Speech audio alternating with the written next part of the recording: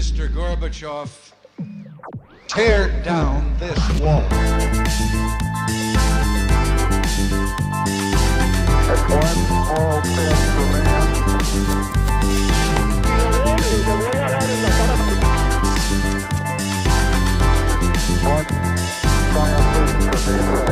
Hola, buenos días a todos y bienvenidos a un nuevo programa de Acaparchando. La verdad que sin duda lo mejor que ha tenido este proyecto en el largo de su historia es la gente que hemos llegado a conocer. Y hoy tenemos el gusto de tener aquí a Benjamín Villegas, una persona con 50 años de trayectoria. Y es un placer tenerlo. Benjamín, ¿cómo está? ¿Cómo le va? Me va muy bien, muchas gracias por haberme invitado. No, a usted por venir y la verdad que, bueno, 50 años en una industria como, pues, que, digamos, persistencia y mucha pasión, me imagino, primero que todo, o qué balance hace usted estos 50 años, así como para empezar, porque para uno le cuesta mantener un trabajo un año y ver que alguien tiene 50 años haciendo algo, como que me impactó mucho, la verdad. Evidentemente se necesita tener, que le guste a uno mucho lo que está haciendo, se necesita tener pasión, se necesita tener coraje, se necesita tener persistencia, se necesita creer y estar orgulloso de lo que se hace. Son muchos ingredientes para salir adelante uno en la vida y con una actividad que diría y que cada día es más difícil, como es la labor editorial y la labor creativa dentro del medio editorial. Porque le parece que cada vez es más difícil.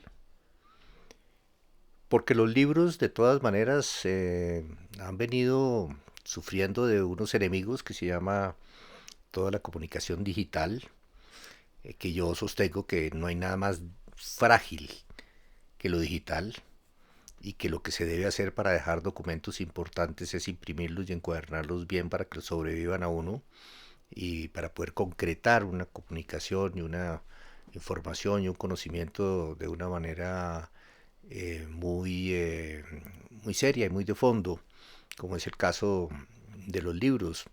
En fin, cada día es más difícil salir adelante en este sentido, particularmente porque los libros que yo he publicado en la vida son libros de gran formato, alta calidad gráfica y editorial, que demandan muchísimo trabajo y muchísimo esfuerzo y la coordinación de un equipo de gente especializada en cada uno de los temas, que resulta de todas maneras costoso, y producir los libros de esta calidad también es costoso, razón por la cual y teniendo un mercado colombiano, porque mis temas son colombianos, limitado de alguna manera, y sin el poder adquisitivo suficiente para poder adquirir el número de libros que se necesitaría que se vendieran al público para poder cubrir los costos que demanda la producción, se necesitan de los patrocinios de las grandes empresas y del sector público también en muchas oportunidades, y eso cada vez se ha vuelto más complejo, pero de todas maneras nosotros seguimos vivos, seguimos luchando, seguimos creando y produciendo libros importantes sobre Colombia, y esa es la vida que escogí y es la que sigo haciendo. Sí, la verdad que muy felices nosotros de que esa haya sido la que usted eligió. Y quería pues tocar un tema es de dos cosas, de uno de lo frágil que es todo en formato digital y una cosa que usted me decía antes de empezar el podcast es que su libro no es solo un libro, sino que también es un objeto. Es algo que uno le gusta tener en la casa. Digamos, hoy en día que uno lee en formato digital a veces libros en todas las opciones que hay, en Kindle, pues ya sea en el celular o todos estos formatos que ofrecen. Digamos que el libro como algo estético como son los suyos es algo muy único y algo que, digamos, es un sello de Villegas y quería, pues digamos, como usted siempre quiso que sus libros lo trascendieran en el tiempo, como a partir de la estética que tienen, el formato y de la presentación que tienen, que sus libros, digamos, sean algo que perdure que lo perdure a usted, pues que pues, lo supere a usted. Sí, ahí hay varias preguntas, se las comienzo a responder en el sentido de que los libros que producimos de gran formato y alta calidad gráfica y editorial eh, son adicionalmente al contenido y a la comunicación del conocimiento que transmiten, son unos objetos. Son unos objetos bellos, son unos objetos de arte. Yo considero que un muy buen libro es una escultura en papel con conocimiento y con contenido interno que, y no pienso que es mal decirlos, son libros que la gente utiliza con muchísima frecuencia para ponerlos como elementos decorativos sobre las mesas de centro, Mi de las abuela. salas, en las consolas, en fin. Entonces, son una serie de objetos y como tal los trabajo también, los pienso como un objeto bello y útil en todo sentido. Considero con estos libros objeto que cuando la gente lo pone en las mesas son los libros a los cuales primero acceden los niños. Lo primero que pueden coger dentro de las cosas son estos libros, los abren, si están bien hechos aguantan el uso y el mal uso que le puedan dar los niños jugando con ellos, y por consiguiente son unos objetos útiles. Ahora, los hago muy bien impresos y muy bien encuadernados porque evidentemente los hago para que perduren. Siempre pienso cuando estoy haciendo un libro y tomando las decisiones en todo sentido en su producción, que sean libros que me sobrevivan y de hecho ya después de 50 años pues todos mis libros que he hecho están absolutamente intactos en mi biblioteca y eso mismo sucede en muchísimas casas de muchísima gente que ha tenido acceso a ellos. Entonces son libros que me trascienden y esa trascendencia sobre la cual me pregunta usted es algo que ha sido una motivación también para mí. O sea, en el momento en que comencé haciendo libros por encargo y me fue gustando y me fui encariñando con el proceso y le fui viendo la importancia, le fui viendo la trascendencia que tenían y el conocimiento que se podía transmitir a través de ellos. Y por consiguiente hubo un momento en la vida en la que tomé la decisión de cancelar todo mi trabajo comercial impreso, de revistas, de folletos, y algunos no impresos como los símbolos y logotipos que hice muchos en un periodo de mi vida, y fundar la editorial, fundar Villegas Editores y dedicarme a crear una colección de libros importantes sobre el país que trascendieran, que me trascendieran, pero que fueran algo que, o por lo menos ese fue el cuento que yo siempre me he contado, que, que fueran como una misión.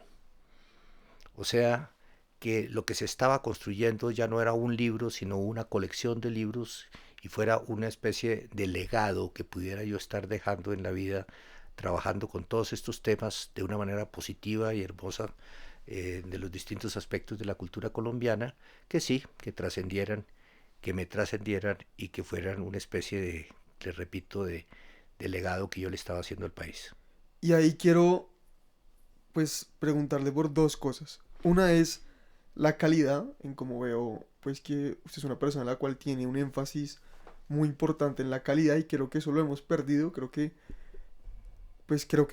mi generación pensamos mucho en que todo sea fácil, rápido y escalable a toda velocidad y hemos perdido como esa conexión con la calidad de un proceso creativo que va más allá de que, pues digamos, de que lo perdure a uno y que uno se sienta realmente orgulloso porque cada detalle importa. Y otro es el tema de Colombia, hay pues muchos de sus libros, sobre todo pues el que gana el premio en la UNESCO, muestran una cara del país que es pues claramente una cara que usted elige mostrar y es una cara de una Colombia linda, positiva y de que si eso es algo que también hace parte de esta misión de la que usted habla en sus colecciones. Sí, ahí también hay dos temas. El primero, la calidad. Eso ha sido una obsesión mía toda la vida en todo lo que he hecho y por supuesto en lo que he tratado de plasmar en los libros que publicamos en Villegas Editores. Eh, y la calidad es el resultado de que todo lo que se haga, todos y cada uno de los pasos tengan calidad. Entonces tiene que tener calidad quien los escribe, quien los investiga, tiene que ser fidedigno la información que trae, tiene que tener calidad de quien los escribe o quien los traduce, tiene que tener calidad los fotógrafos o los ilustradores, tiene que haber calidad en la diagramación, tiene que haber calidad en todo el proceso de preprensa y de manejo de color, y tiene que haber también calidad en la impresión y en la encuadernación, y muy particularmente en esta última para el tema, la trascendencia que usted me estaba mencionando antes. Y en lo que tiene que ver con la belleza, que era el otro punto que me preguntaba, ¿verdad? O No, que, el de Colombia, el de la cara de Colombia que muestra que es como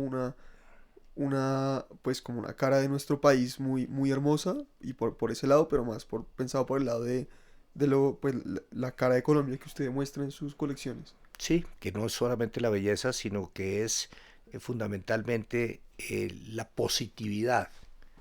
O sea, a mí me ha tocado manejar y particularmente en todas mis aventuras internacionales que las he tenido desde hace más de 40 años en las ferias internacionales del mundo, en la feria de Frankfurt, en los Estados Unidos, en fin, me ha tocado manejar lo que ha sido en muchos de los casos y en muchas de las épocas la mala imagen del país. La mala imagen del país por su violencia, la mala imagen del país por el narcotráfico, la mala imagen del país por la guerrilla, la mala imagen del país en muchos sentidos. Entonces, eh, viendo esto, pero siempre de todas maneras desde el principio, he tomado la decisión y ha sido inmodificable que lo que presento es una visión absolutamente positiva del país. Positiva al punto que ha habido gente que me dice que mis libros son verdades a medias.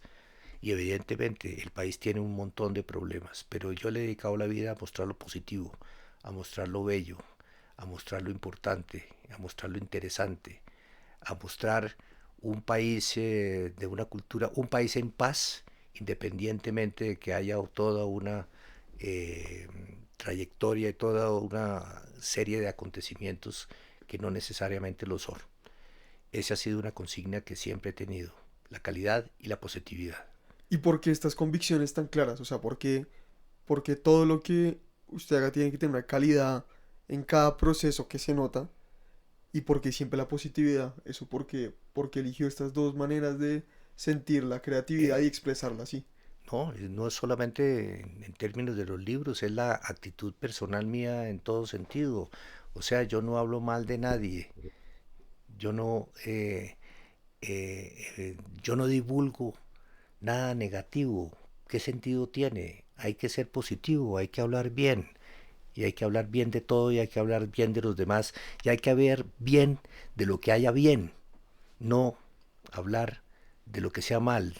De hecho, existen, desafortunadamente, en la prensa en Colombia y en la prensa en el mundo, en que las noticias es cuando hay algo negativo.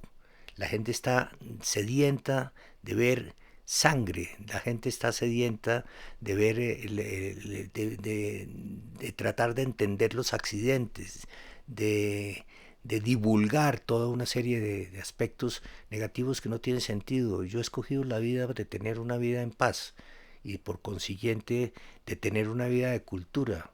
Yo no estoy leyendo, yo soy un lector y soy un muy buen lector, y no estoy leyendo mala literatura, no estoy leyendo negatividad, no me interesan las noticias permanentes de los medios de comunicación.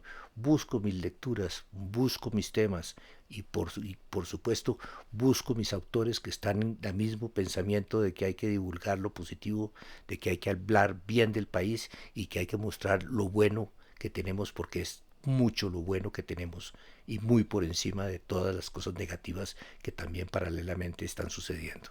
¿Y usted cree que como sociedad hemos, pues como que hemos hecho, digamos que hoy en día nos enfocamos mucho en lo negativo y en cosas de calidad baja, digamos en la propia ropa que nos ponemos, que son pues el concepto de la moda rápida, de que todo sea desechable? ¿Cree que ya estamos en un punto en el que, pues en Colombia y en el mundo, en el que nos enfocamos primero en noticias malas, en expresar mensajes creo que de indignación constante y también de que hemos, inclusive que creo que con la comida se ve mucho, que hemos, digamos, comprometido la calidad mucho en nuestro día a día, que ya no tenemos esa exigencia ni con nosotros mismos. Mire, no le entro a conceptuar sobre ese tema porque es decir, cada uno es libre de hacer, como dicen, de su capa un sayo Ok. y de trastear por ahí un candelero. No. eh, de hecho, yo mismo he tenido distintas etapas en la vida y de hecho también fui joven y viví dentro de en distintas etapas eh, con aparentemente con muchísima más aparente espontaneidad. Entonces, ¿cómo se viste la gente? La comida chatarra, no la comida chatarra, no entro a criticarla, simplemente no me gusta la comida chatarra y no la utilizo.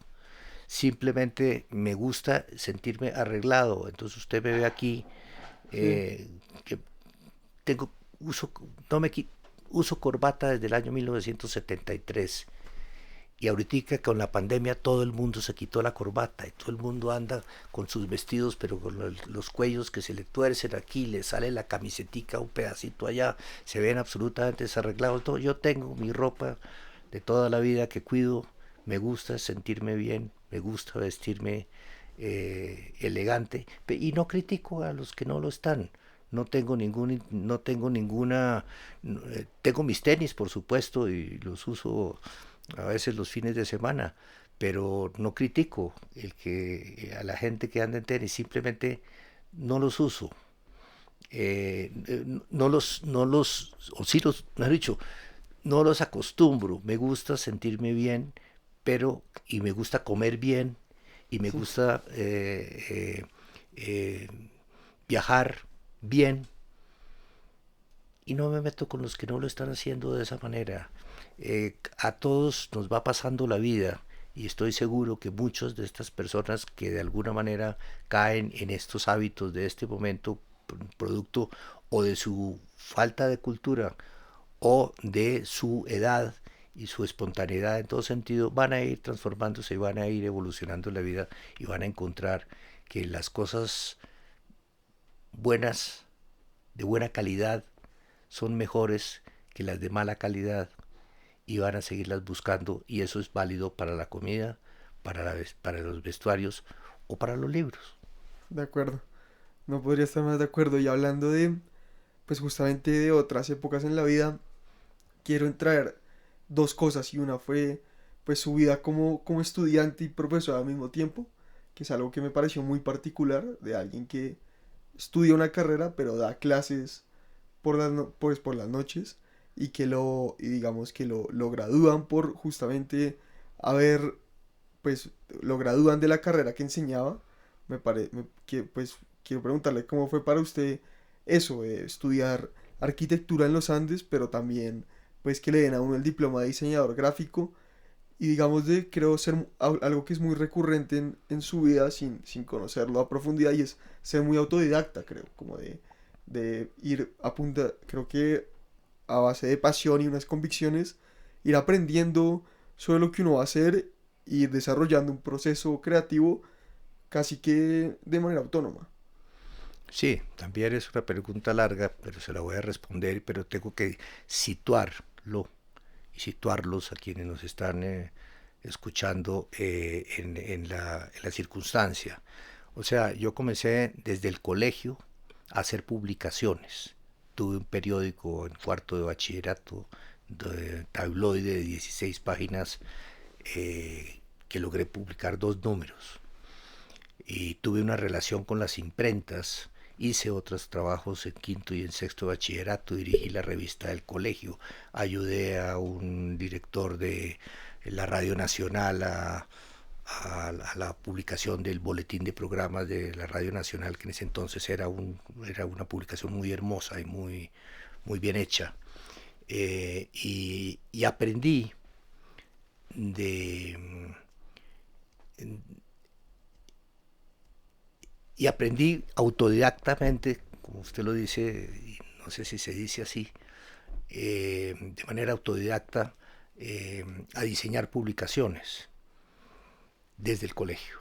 Cuando entré a la universidad, en segundo semestre de universidad, porque se suponía que yo sabía suficiente del tema de las artes gráficas y de las imprentas, y por una coyuntura especial en la situación de una revista, me buscaron para que yo me hiciera cargo de diseñar y de llevar a las imprentas una revista muy hermosa que se hacía tradicionalmente en Bogotá, que se llamaba la revista Lámpara, que patrocinaba la ESO colombiana, y Intercol, una empresa.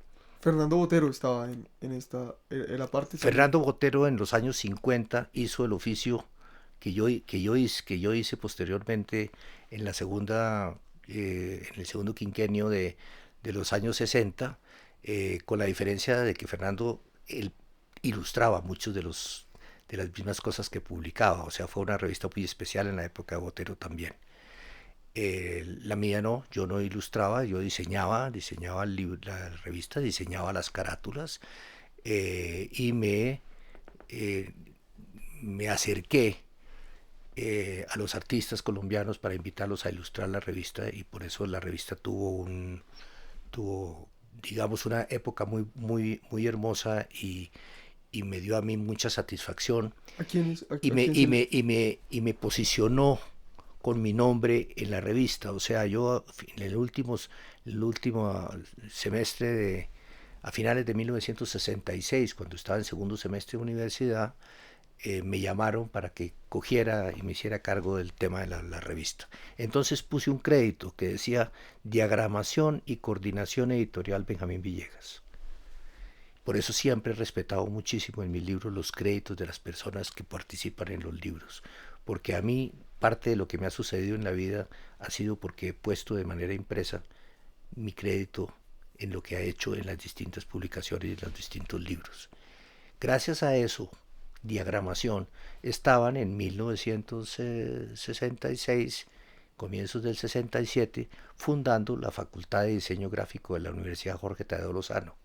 Entonces uno de los miembros de la junta directiva de la universidad, cuando estaban hablando del programa que iban a enseñar dentro de la Facultad de Diseño Gráfico, dijo: yo puedo sugerir que dentro de ese diseño gráfico se dicte la cátedra de diagramación.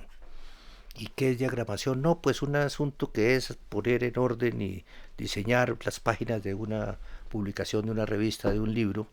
Y yo tengo la persona que está haciendo la diagramación de la revista más bonita que se está publicando en el país, que es la revista Lámpara, que se llama Benjamín Villegas. Entonces pues hay que traer a Benjamín Villegas, pero Benjamín Villegas tenía en ese momento 19 años, y estaba entrando a tercer semestre de arquitectura en los Andes. No obstante, ellos me llevaron ahí, y yo muy audaz, porque siempre he sido evidentemente muy audaz en las cosas que he hecho, que es parte fundamental también, con seriedad y con calidad, pero con audacia. Se Sí, claro. necesita para ir adelante y para ir avanzando en la vida. Entonces dije que sí. ¿Y cómo me invento la cátedra de diagramación? ¿Qué conocimiento previo tengo yo? ¿En dónde he leído sobre diagramación? ¿En dónde alguien me ha enseñado? Nadie. Simplemente era una persona con un buen gusto y con un interés en el diseño. Entonces, ¿qué hice? Me fui a la librería Buchholz y a la librería Central y me compré todas las revistas internacionales importantes que había y bellas, y entonces cogí por un lado el Time y por el otro Der Spiegel y por el otro lado la revista Life y por otro lado, y me puse a estudiarlas para ver cómo es que pensaba la persona que estaba detrás y que había dispuesto las imágenes y los textos de esa determinada manera. Y lo que hice, comenzando mi cátedra de diagramación, fue llevar esas revistas, después de haberlas analizado, y ponerlas en conocimiento de mis alumnos, y llevarlos a que ellos mismos fueran descubriendo cómo eran esas normas y cómo eran esas estructuras y cómo eran esos grids que se llaman sí, esas pautas de diseño de las distintas revistas, y comencé a evolucionar de esa manera y armé una clase muy interesante. Una clase que no era un conocimiento que yo tenía, sino una capacidad analítica sobre algo que otras personas se habían hecho y habían hecho bien. Eh, Posteriormente, evidentemente, y a mí el diseño gráfico lo he llevado íntimamente. De hecho, estudié arquitectura porque tenía alguna habilidad gráfica y algún gusto por las cuestiones estéticas. Entonces, eh,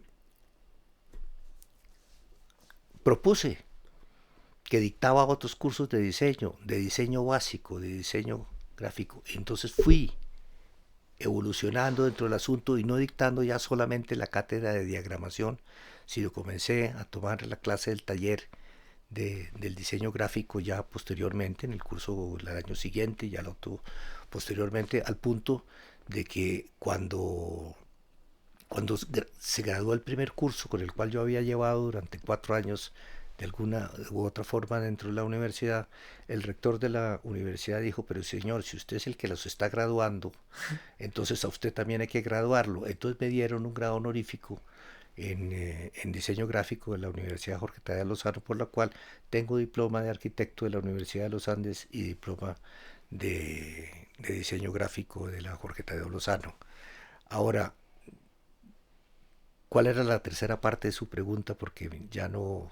No, no, pues no, ahora ya cambiando de pregunta porque, pues tranquilo, quiero preguntarle por cómo ha sido trabajar con, pues hablaba usted de la revista Lámpara, de traer artistas colombianos y justamente pues hablando de Fernando Botero, que tuvimos pues la mala fortuna de perderlo hace poquito, pero de cómo es para usted trabajar con artistas, con, digamos, con el libro, digamos, de Luis Caballero, cómo es ese proceso creativo de compartir con alguien que es pues gente que es tan buena y de decirles pues pero de que también uno tiene mucho que aportar y que se pueden complementar, pero cómo hace uno para no chocar en todo este proceso. Y también quería preguntarle quién lo sorprendió de con los que ha trabajado, quién le pareció alguien creativamente con unas ideas superiores al resto.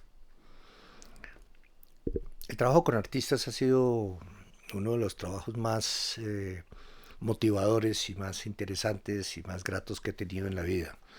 Yo creo que he publicado unos 40 libros de distintos artistas colombianos. El 99% de los artistas que he publicado han sido colombianos, quizá el único y que me buscó en algún momento y que es hoy por hoy el artista vivo español más importante, que se llama Manolo Valdés, que me buscó para que le publicara un primer libro en su ya muy amplia carrera eh, en el arte. Pero los libros de artista me han deparado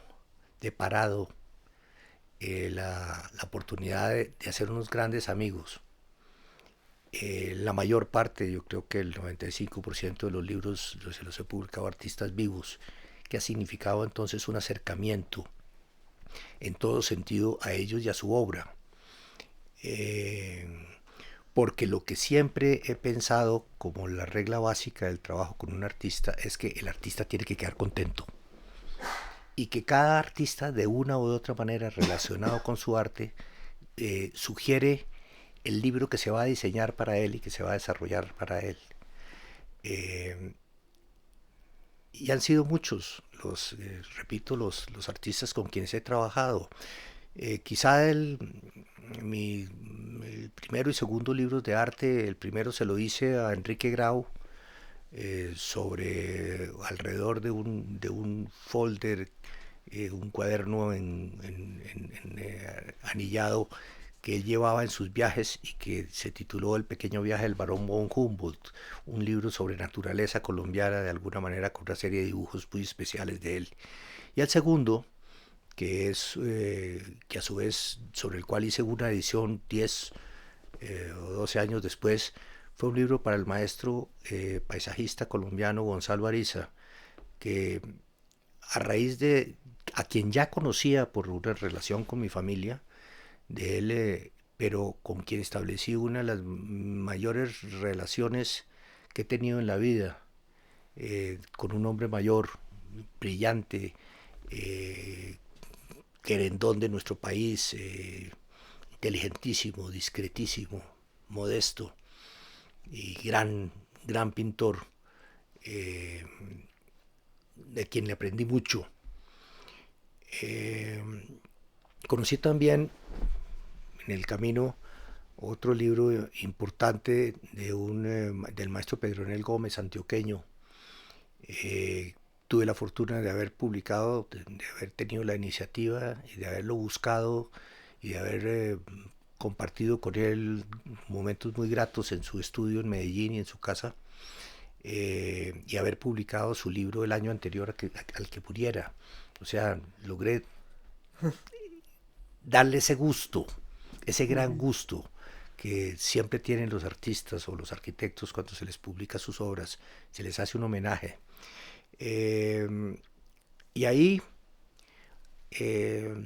vino mi relación con Seguros Bolívar, que es la empresa que ha hecho y ha publicado, ya ha hecho el patrocinio ya durante más de 40 años de la colección de libros de arte más importante que tiene el país y ejemplo en frente a otros países que no tienen ese legado cultural para una empresa de seguros, para quien tuve la suerte de publicarle, no sé, unos 15 libros de arte. Dentro de esas experiencias, usted me mencionó a Fernando Botero. Sí, con Fernando Botero establecí una estrechísima relación. Le publiqué 6 libros. Lo busqué en un momento cuando ya tenía un récord suficiente de libros bien hechos. Cuando estaba publicando y distribuyendo internacionalmente mis libros, me sentí en el momento de podérmele acercar a un hombre muy importante ya en ese momento a nivel del mundo y decirle que quería ser el editor de sus próximos libros. Y le propuse y le publiqué el libro Nuevas obras sobre el lienzo, después el libro de la escultura, Botero Esculturas, después Botero Dibujos. Más adelante le publiqué otro libro que se llamó Botero Mujeres y le hice los libros catálogos de las donaciones que le hizo al Museo de Antioquia y al Museo Nacional. O sea, fueron esos libros tomaron un tiempo, no sé, de unos 8 años, y tuve el privilegio, gracias a ser el editor de los libros de Botero, de conocer sus estudios y sus apartamentos en Nueva York, en Pietrasanta, en París, y su finca aquí en la sabana de Bogotá, o su finquita o su casa de campo en la sabana de Bogotá. Le aprendí muchísimas cosas. Un tipo supremamente inteligente, supremamente consciente de cuál era su misión en la vida, de cuál era su propósito en la vida, de ¿Cuál era, cuál era la misión de Fernando Botero? ¿Y usted? dejar una obra impoluta, una obra personal, única, irrepetible y absolutamente original, de haberse dado el lujo de haber creado un mundo pictórico y de habérselo respetado él mismo y llevado a todos los puntos en que se podía llevar esa expresión robusta, por decirlo de alguna manera, de su pintura impecablemente pintada. En algún momento que me dio por ensayar a pintar y que no tuve la constancia para seguirlo haciendo, le pregunté una vez en Nueva York, le dije: Fernando, quiero ver si ensayo, a ver si soy capaz de pintar. ¿Qué me recomienda que haga? Y me dijo: copie. ¿Cómo así? Copie. Si usted es capaz de copiar a un buen artista, es capaz de ser el pintor suficientemente bueno para poder llegar con constancia, con trabajo y con talento, si lo tiene, a ser también un buen artista. Y he tenido otra serie de artistas a quienes he tenido una relación magnífica y he pasado momentos muy especiales, como ha sido el caso de Ana Mercedes Hoyos, a quien le publiqué 2 libros, de Beatriz González, a quien también le he publicado 2 libros, eh, de haber hecho en el año 85 eh, sacar del ostracismo a una gran artista colombiana que se llamó Débora Arango, quien había tenido una serie de inconvenientes con la crítica en su época porque fue una mujer muy revolucionaria en términos de su arte, en términos de las temáticas, de tipo político y de tipo religioso, de sus pinturas que hicieron que fuera tachada del panorama. Ella, como buena artista, siguió pintando siempre en su casa de Envigado, donde la visité en el año 85 y, y tenía toda la obra colgada porque ya nadie la buscaba ni la promocionaba, ni tenía galerista. En fin, y tuve también con ella una experiencia maravillosa, una mujer sensacional, que gracias a ese libro volvió a la gente a mirarla ya con unos ojos distintos, ya no en su época revolucionaria, sino como una mujer madura, y muy coherente en todo su trabajo. Y disfruté muchísimo también publicándole su libro. Pero mire, son muchos, entonces no puede uno centrarse en unos u en otros, pero aquí usted en esta mesa colocó tres libros importantes para mí. El libro de Luis Caballero, a quien conocí desde el colegio. Sí, mi familia tiene estrecha relación con él, tenía, pues por eso tiene pues por eso decidí ponerlo. Con... Sí, a Luis lo conocí desde el colegio, él era compañero de curso de mi hermano mayor y, y lo y siempre lo tuve como un artista magnífico. En la época de la revista Lámpara, él era profesor en la Universidad de los Andes, o dictaba algunos cursos también en la Universidad de los Andes. Lo invité a que me dibujara en la revista Lámpara y me hizo ilustraciones para dos, para dos, eh, para 2 artículos en 2 ediciones diferentes. Este libro, de- desafortunadamente, no lo publiqué estando él vivo. Lo publiqué gracias a que su hermana, Beatriz Caballero, había sido muy organizada y le había seguido su vida muy cuidadosamente. Él había sido una persona que también muy cuidadosamente había ido fotografiando los principales cuadros que consideraba que producía en su vida. Entonces fue un libro que de alguna manera me llegó, eh, gracias al legado que él se hizo sin que en vida se le hubiera publicado un libro de esa categoría y de esa calidad. Eh, no fue así el caso con Edgar Negret. Con Edgar Negret estuve luchando durante unos 6 o 8 años tratando de encontrarle el respaldo económico y el patrocinio a una obra sobre Negret. Me hice buen amigo de él. Y en ese sentido lo induje a que fuera él mismo quien tomara la decisión de ir fotografiando periódicamente las distintas esculturas que iba haciendo, por una parte, y haberle fotografiado en su casa estudio todas las obras de su colección, magníficas, todas ellas. Un gran escultor, yo diría que el número uno de la escultura contemporánea en Colombia, un hombre de un refinamiento exquisito en todas sus cosas. Y finalmente conseguimos que eh, la vivienda nos patrocinara el libro dentro de una colección que nos inventamos con Ana Mercedes Hoyos, y le sacáramos este libro que también alcanzó a conocer en vida.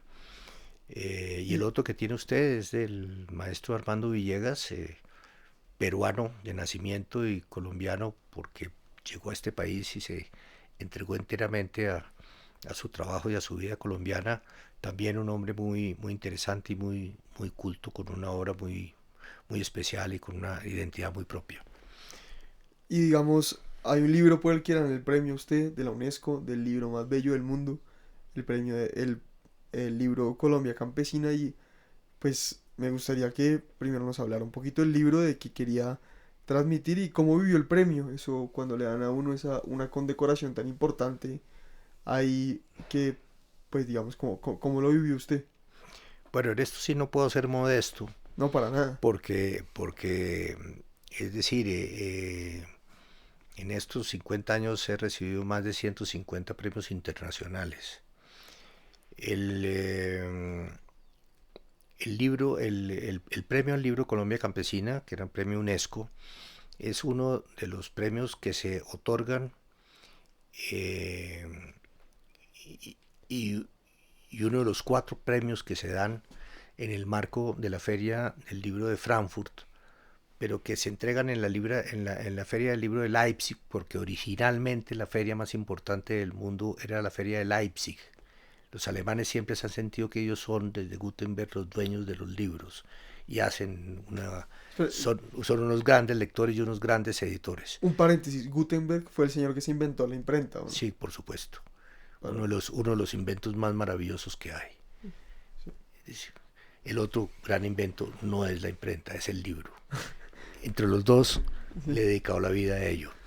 En todo caso, en términos de estos premios, en la feria de Leipzig fue la primera feria importante del libro en el mundo, pero con la división de Alemania después de la guerra, entonces pues los alemanes del oeste eh, fundaron o iniciaron la feria del libro en Frankfurt para poder mantener dentro del mundo occidental esa importancia que tenían, y realmente pues la feria de Frankfurt se volvió mucho más importante que la de Leipzig. Hoy en día funcionan la una respaldando a la otra. El premio UNESCO al libro más hermoso del mundo que otorgan cada año, se otorga dentro del marco de la feria, se otorga en Leipzig y se exhibe dentro del marco, de una manera especial, dentro del marco de la Feria del Libro de Frankfurt. Pero los premios más importantes, más que el premio UNESCO, que es muy importante y muy satisfactorio haberlo recibido, son los premios que otorga la Feria de Frankfurt, concretamente una fundación que se llama el Stiftung Buchkunst, que se llama Fundación del Arte Editorial, que otorga 3 premios, o sea, una medalla de oro, una medalla de plata y una medalla de bronce, eh, y un diploma de honor. En este sentido, son 3 libros, son 4 premios en los cuales compiten todos los editores del mundo con todo tipo de libros. Entonces, en ese sentido, yo pensaría que es más, para mí, más importante haber recibido el diploma de honor por el libro Alta Colombia, El esplendor de la montaña, en el año 1996, eh, que el premio UNESCO, eh, que de alguna manera es importante y fue muy importante para mí y para mi carrera, pero que de alguna manera premian no solamente la belleza del libro, sino lo que significa en términos de esfuerzo cultural. O sea, era un libro de esa calidad, pero era un libro de esa calidad producido en Colombia, Suramérica, Ok, entiendo. Como el camino transitado. como el camino transitado para llegar a un libro. O sea, ese libro, Colombia Campesina, no habría obtenido ninguno de los 4 premios de Frankfurt, siendo un libro muy hermoso y un libro muy bien hecho. Pero en fin, eh, he tenido la satisfacción, porque me ha encantado concursar donde puedo concursar. Es una manera de sentir la vigencia que puede uno seguir teniendo en términos de su profesión y de su oficio en la vida.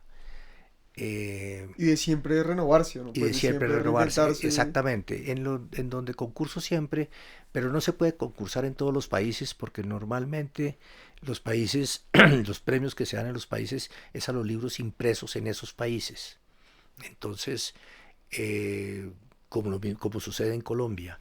Entonces, en donde sí hay un concurso a nivel mundial, que participo permanentemente y en el cual he obtenido un número muy importante de premios, es en el International Latino Book Awards, que es la feria de los Estados Unidos para libros o de autores o de editores o de temas latinos o latinoamericanos o iberoamericanos, porque también funcionan los españoles y los portugueses, que otorgan premios para libros sobre, repito, autores colombianos, autores en lengua hispana, editores de lengua hispana o iberoamericana, como se dice, porque también, como repito, funciona ahí el idioma portugués.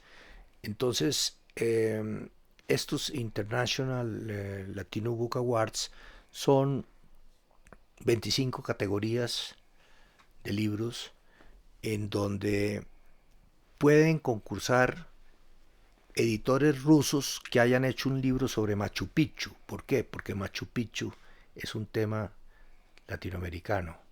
O puede funcionar un editor argentino con un libro sobre tema francés. O sea, es un concurso muy amplio que de alguna manera lo promueven y lo promueven para, y perdón la redundancia, para promover a los libros de tema latino o de autores latinos o de editores latinos dentro del mercado de los Estados Unidos. En ese concurso este año obtuvimos 7 premios. Que lo mantienen a uno entusiasmado y contento y satisfecho y con la conciencia de que seguimos estando vigentes. Sí, ojalá así sea por mucho tiempo y digamos aquí tenemos un cierre, que es que toda la gente tiene que dar una predicción de lo que va a pasar de aquí a 5 años, pero a usted se lo quiero cambiar porque somos pues muchos en este país y sobre todo con este proyecto me he dado cuenta los que seguimos pues como por el lado de industrias creativas, los que son muchos los que quieren actuar, muchos los que quieren dirigir, hay muchos que he visto que quieren escribir y quisiera que usted les dé un consejo como alguien que ha tenido pues una carrera pues estupenda en industrias que son distintas a las de pues a las finanzas, a lo que es el derecho, a lo que es cualquier otro campo laboral, porque lo creativo tiene un componente como de uno que siempre, pues que siempre, digamos que uno a veces siente que cuando le va mal en lo creativo, lo están rechazando a uno y quisiera pues saber sus consejos de cómo sobreponerse a esto y de cómo pues después de 50 años seguir vigente. Mire, yo creo que todos en la vida buscamos felicidad. La vida es muy corta y la vida es muy larga al mismo tiempo. Y se vuelve muy larga cuando uno no es feliz, muy larga cuando se es infeliz, muy larga cuando está uno enfermo, muy larga cuando no tiene pálpitos emocionantes en la vida en los distintos aspectos. Entonces, creo positivamente, y si estamos hablando de talento, y si estamos hablando de vocación artística, y si estamos hablando de cultura, y si estamos hablando de creatividad, si uno siente que sí tiene el don de la creatividad, el don del arte, el don de la música, el don del diseño, el don de la escritura, debe seguir y debe escoger y debe tomar esa decisión en la vida de seguir ese camino que de alguna manera y de una forma muy específica a uno mismo le está brindando la vida. Yo lo hice con mis 3 hijos. De alguna manera los 3 son artistas. La mayor, llegó y me dijo: yo quiero ser chef. en un momento en que no era de moda ser chef. Hoy en día todo el mundo está queriendo ser chef y todos tienen una serie de restaurantes. En ese momento no lo era hace 20 y pico de años. Entonces, lo que le gusta es la cocina, entonces estudie cocina. Después ha estudiado muchas otras cosas, pero ha escrito 13 libros de cocina. Cuando regresó de su cocina me dijo, no pensarás, papá, que voy a montar un restaurante. Yo soy una creadora de cocina y como tal eso es lo que una de las cosas importantes que ha hecho en su vida. La otra me dijo, yo quiero ser directora de teatro. Dije, teatro, qué cosa más complicada en la vida salir adelante en términos de teatro. Pero si eso es lo que la emociona, pues la chef se fue a estudiar a París y a Nueva York.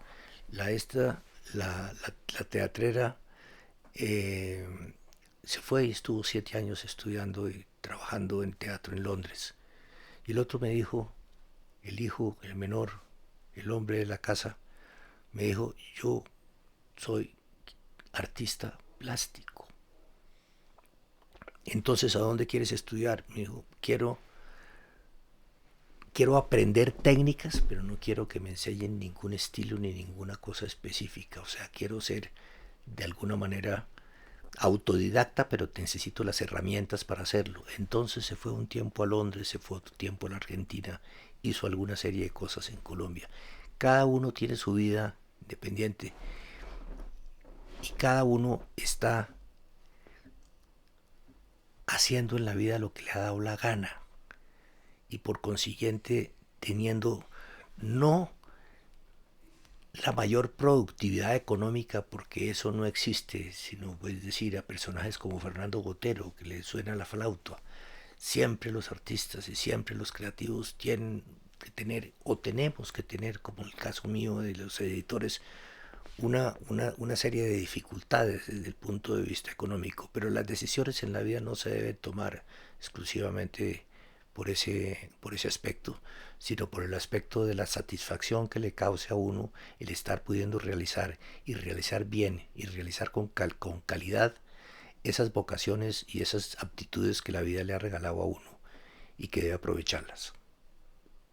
No, muchas gracias y creo que es mejor cierre, no se me ocurre, así que muchísimas gracias por venir y la verdad que un gusto escucharlo y agradezco mucho que saque el tiempo, la verdad que aquí es un orgullo siempre escuchar gente que tiene tanta pasión para hacer las cosas, que ha logrado tanto y que nos enseña tanto, la verdad, y esperamos que siga vigente mucho tiempo más.